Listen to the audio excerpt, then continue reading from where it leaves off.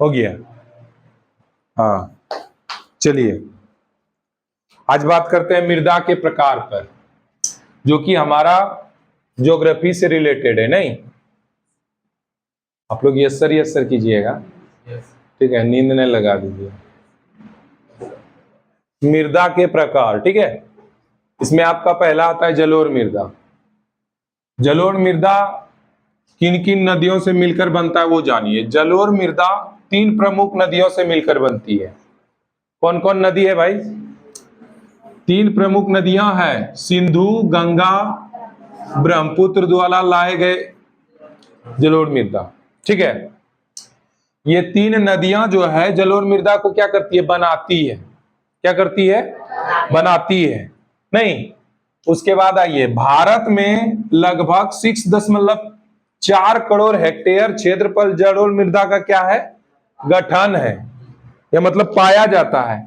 या इतना क्षेत्रफल में उसका क्या है? जलोढ़ मृदा है पूरे भारत में। अगर पूछा जाए कि पूरे भारत में कितना करोड़ जलोढ़ मृदा है, तो आपको क्या बोलना है? 6.4 करोड़ हेक्टेयर। क्या बोलना है?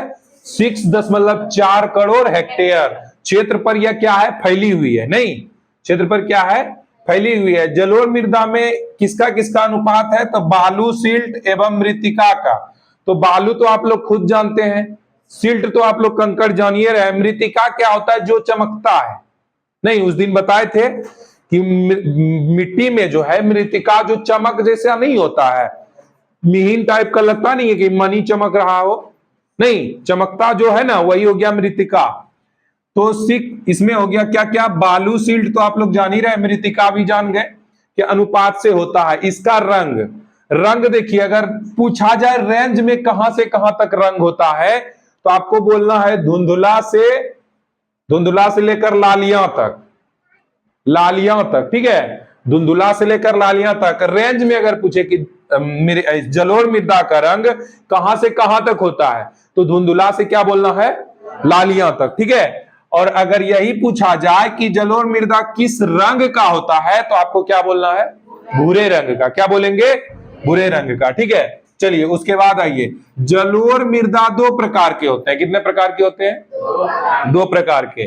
कौन कौन मृदा होता है? एक होता है पुराना जलोढ़ मृदा, दूसरा होता है नवीन जलोढ़ मृदा। पुराना जलोढ़ मृदा को हम लोग बांगर कहते हैं। क्या कहते हैं? बांगर। पुराना जलोढ़ मृदा को हम लोग क्या कहेंगे? बांगर कहेंगे। और नवीन जलोढ़ मृदा को हम लोग क्या कहेंगे? खादर। क्या कहेंगे? खादर। चलिए, तो पुराना जलोढ़ मृदा में जो है कंकड़, बाजरी की मात्रा अधिक होती है। किसमें? पुराना जलोढ़ मृदा में, जिसे हम क्या कहेंगे? बांगर कहते हैं। नहीं, बांगर जिसको कहेंगे उसमें क्या क्या पाया जाता है? कंकड़ और बजरी। अगर पूछा जाए कि पुराना जलोढ़ मृदा में क्या क्या पाया जाता है, तो आपको क्या बोलना है? कंकड़ और बजरी, ठीक है। और पुराना जलोढ़ मृदा को क्या कहते हैं? बांगर कहते हैं। चलिए उसके बाद आइए नवीन जलोढ़ मृदा। नवीन जलोढ़ मृदा जो है महीन कण से मिलकर बनता है, या महीन कण उसमें पाया जाता है। और नवीन जलोढ़ मृदा को क्या कहते हैं? खादर कहते हैं। नहीं, नवीन जलोढ़ मृदा को क्या कहेंगे? खादर कहेंगे। चलिए नीचे आइए, जलोढ़ मृदा में पोटास, फास्फोरस, चूना जैसे अन्य तत्व क्या है? प्रधान है। अगर पूछा जाए कि जलोढ़ मृदा में कौन कौन से तत्व पाया जाता है, तो आपको बताना है पोटास, फास्फोरस और क्या बोलेंगे?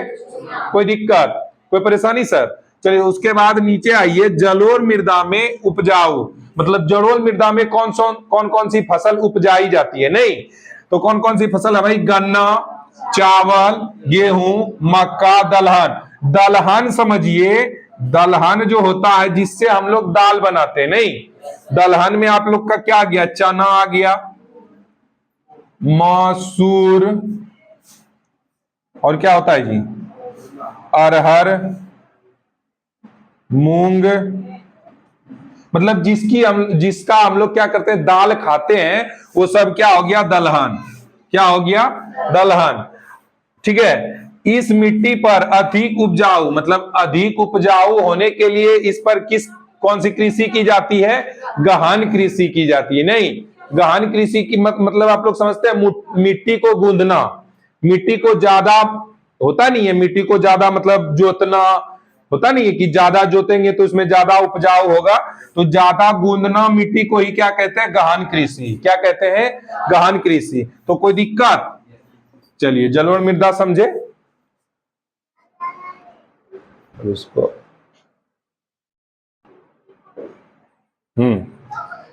काली मृदा, इस मिट्टी का रंग कैसा होता है? काला होता है। नहीं, जो इस मिट्टी का रंग जो काला होता है किसके कारण होता है? एल्युमिनियम एवं लौह यौगिक के कारण। समझिए, बाद में छापिएगा। इस मिट्टी का जो रंग काला होता है किसके कारण होता है? एल्युमिनियम और लौह यौगिक के कारण। ये दोनों की अत्यधिक उपस्थिति के कारण इस मिट्टी का रंग काला होता है। नहीं, इस मिट्टी का रंग क्या होता है? काला होता है। तब तो इस हिसाब से जिस आदमी के शरीर में एल्युमिनियम और लौह यौगिक ज्यादा रहेगा तो वो काला होगा? नहीं। चलिए, तो यौगिक के कारण होता है। यह कपास की खेती के लिए सर्वाधिक उपयोगी मानी जाती है।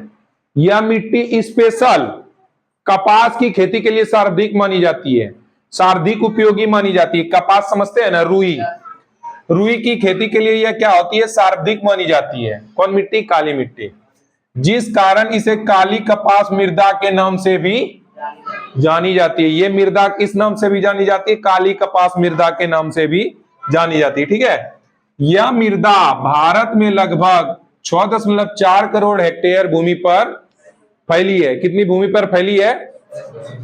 6.4 करोड़ हेक्टेयर भूमि पर फैली है। ठीक है, समझ रहे ना। अगर पूछा जाए कि भारत में काली मृदा कितनी हेक्टेयर भूमि पर फैली है तो क्या मारिएगा? 6.4 करोड़ हेक्टेयर। ठीक है, अब ये देखिए पाया कहां कहां जाता है। ये मृदा प्रायः दक्कन के लावा पठार, यहां लावा पठार लिख दिए, भूल गए हैं। दक्कन के लावा पठार कोमा महाराष्ट्र, कर्नाटक, आंध्र प्रदेश, तमिलनाडु राज्यों में विस्तृत है। नहीं, अगर आपको ऑब्जेक्टिव में दे कि काली मृदा किन किन राज्यों में पाई जाती है? दक्कन, महाराष्ट्र, कर्नाटक, आंध्र प्रदेश, तमिलनाडु। कोई दिक्कत, कोई परेशानी? इसके बाद देखिए, इस मृदा का दूसरा नाम क्या है? रेगूर। क्या नाम है? रेगूर। ठीक है, इस मृदा को नवीन धारण करने के क्षमता क्या होती है? अधिक होती है। नवीन मतलब समझते हैं, नवीन धारण करने की क्षमता, उसमें जो है ना वायु की मात्रा अत्यधिक, जल्दी सूख जाती है। सूखने पर तो फिर भी उस मिट्टी में जो है ना नमी रह जाती है। मिट्टी एक होता है कि हम लोग का जो मिट्टी है पूरा सूख जाता है तो दरार फट जाता है, दरार फटता है ना। लेकिन ये एक ऐसी मिट्टी है जो कि सूखने पर भी उसमें क्या होती है? नमी रहती है। नमी मतलब समझते हैं, हल्का हल्का, हम लोग देहाती भाषा में उसको क्या बोलते हैं? हाल। हल्का हल्का पानी का मात्रा उसमें क्या होता है? रहता है। इसमें क्या होता है? नमी रहती है। ठीक है, उसके बाद देखिए, यह मृदा में क्या क्या पाया जाता है? इस मृदा में देखिए, यह मृदा में कैल्शियम कार्बोनेट, मैग्नीशियम, पोटास और चूने जैसे पौष्टिक तत्व से क्या है? ये परिपूर्ण है। क्या क्या पाया जाता है? एक बार फिर से देखिए, कैल्शियम कार्बोनेट, नहीं, कैल्शियम कार्बोनेट, मैग्नीशियम, पोटास और चूने जैसे पौष्टिक तत्व से परिपूर्ण है। इतना तत्व इसमें पाया जाता है। कैल्शियम कार्बोनेट 1, मैग्नीशियम 2, पोटास 3, चूना और पौष्टिक 4-5 तत्व पाए जाते हैं। ठीक है, किंतु इसमें फास्फोरस की कमी रहती है। फास्फोरस इसमें क्या होता है? नहीं पाया जाता है। इस मिट्टी में फास्फोरस नहीं पाया जाता है। ठीक है, इस मृदा को देखिए, यहां कम वर्षा के लिए अत्यधिक कपास के उपजाऊ के लिए मानी जाती है। अत्यधिक कपास की उपजाऊ मतलब इस मृदा में अगर आप पानी नहीं भी दीजिएगा तो फिर भी ये मृदा क्या होगा? उपज करते रहेगा। उपज क्या होगा?